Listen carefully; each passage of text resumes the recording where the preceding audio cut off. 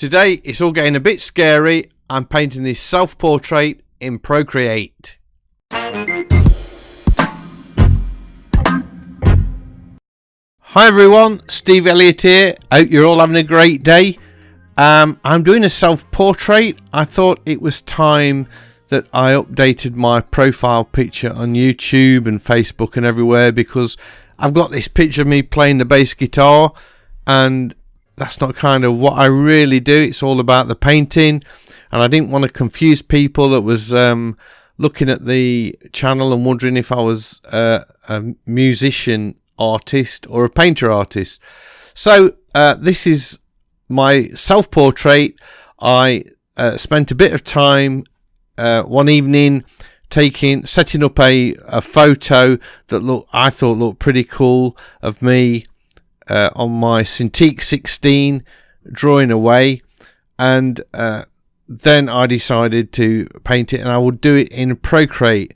Now I have to say that painting self-portraits is probably my least favourite thing, and I really struggle with them. I can start some portraits and within minutes I've got a likeness, but as you can see here, that didn't quite happen so quickly, and I don't know who that looks like where I'm at now, but it's certainly not me.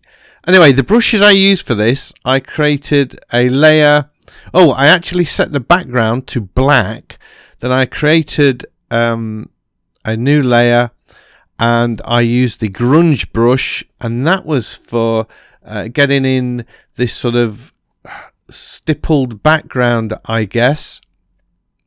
And then once I was happy with that, I created another new layer, and I changed the brush to the turpentine brush, and I did pretty much most of the I wouldn't say detail, but sort of sculpting in the face and the shirt to start with, all with the turpentine brush.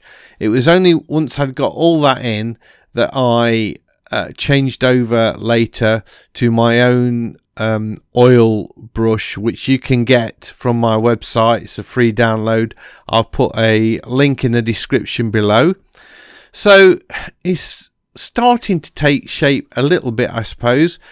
I think the problem with this is there's not enough shadows on it. It's all a bit flat. I was sort of putting in local colour, and there's a lot wrong with the perspective. At this minute, the distance between the nose and the bottom of the chin is way too short. The forehead's sort of too low at the front. The eyes are too dark. So there's a lot going wrong with it, and it did take me. I reckon I was a good hour and a half into it.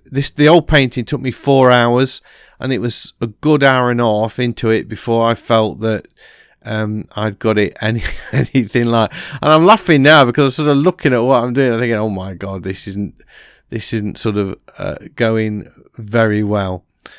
I was very happy actually with the finished painting, but not at this stage. And I chose to do it in Procreate because of all the apps I use, I am way more familiar with Procreate than any other app. I could have done it in ArtRage, I suppose. I'm fairly familiar with ArtRage, but I wanted to do it on the iPad because I've done a lot of Corel Painter and sort of doing the live streams and things. So I wanted to do it on the iPad, and I felt Procreate was the app to do the portraiting, because that is the app that I do most of my portrait work in. I was sort of also very conscious that actually at this stage I've got the proportions right, in as much that the head's kind of as big as I want it to be, and the body's sort of filling up the right amount of space in the picture, but that all kind of goes a bit Pete Tong. It changes shortly, and somehow, I don't know how it happened, but I ended up with a figure that completely filled the canvas, and I didn't want that. I wanted to have space around it so that if I use it as a thumbnail on Twitter or YouTube or anywhere, if it goes into a circle, it would be cropped and it would still fit nice. So that's something that I approach a bit later on. I created a lot of layers on this video on this painting. I got the initial turpentine colours, all the colours in with the turpentine brush, and then after that I created a new layer and I was putting glazes on. So at this point I'm sort of glazing over the initial colours, and what I mean by that is I set the opacity to about 50% of the brush so that you could see and I created a new layer and you could see that the colours were glowing through under that. And here I kind of created a new layer and I felt I wanted to go in with some shadows. I went way over the top, so I deleted it and then started again, but this time a lot softer.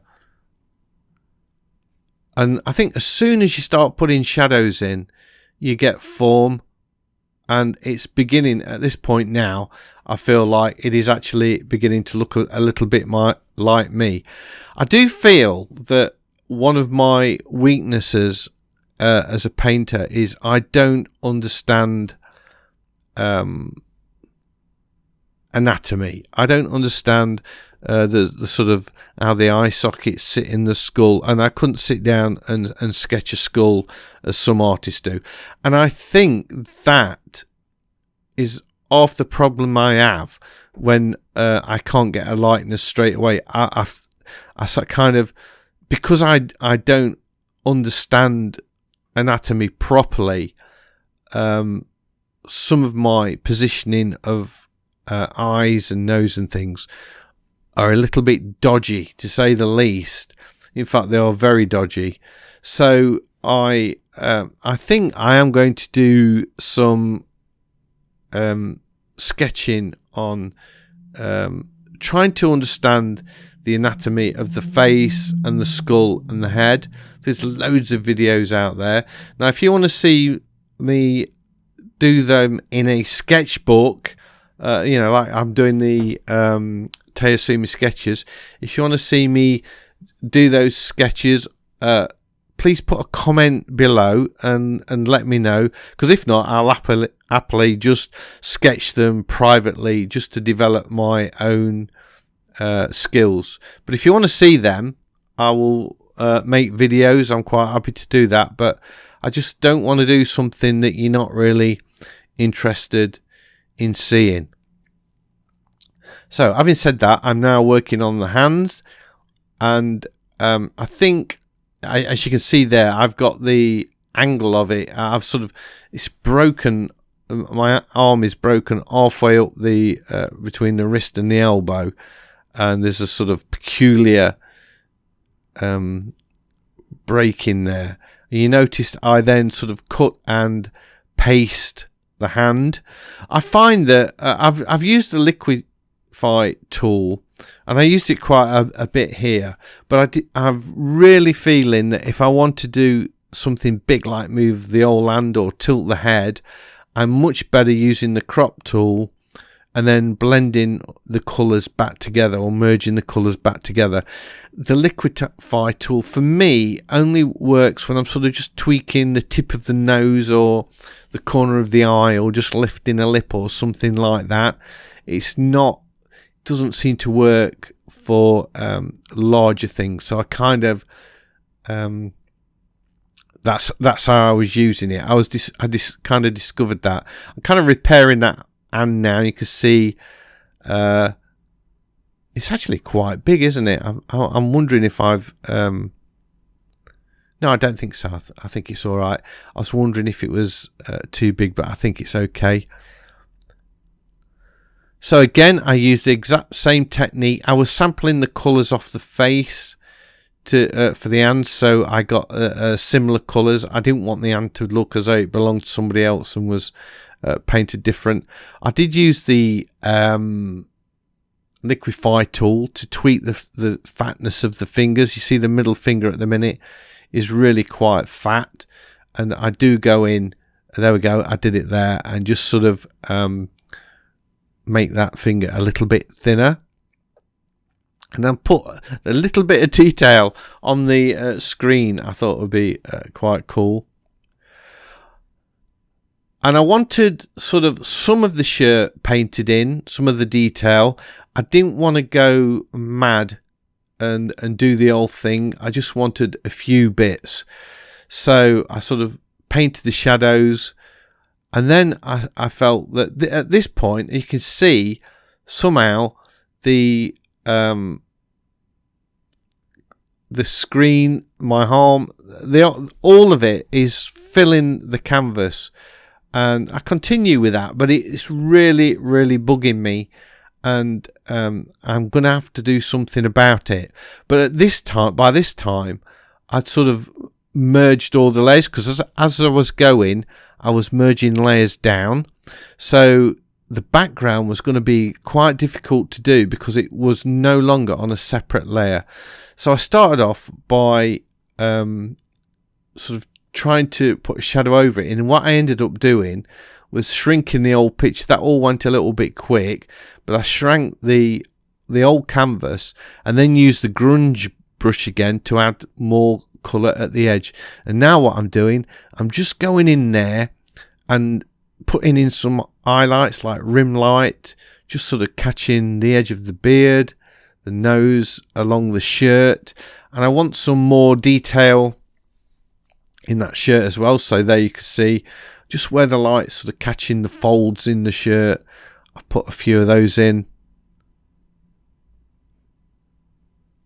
So it's all coming together quite nice. I was really pleased with this portrait. So that is it. I hope you've enjoyed this video. If you have, a big thumbs up, as always, is much appreciated. And if you're new to the channel, please consider subscribing, because I have lots of videos like this and I would love to be sharing them with you. So hopefully I will see you all in the next one. Bye!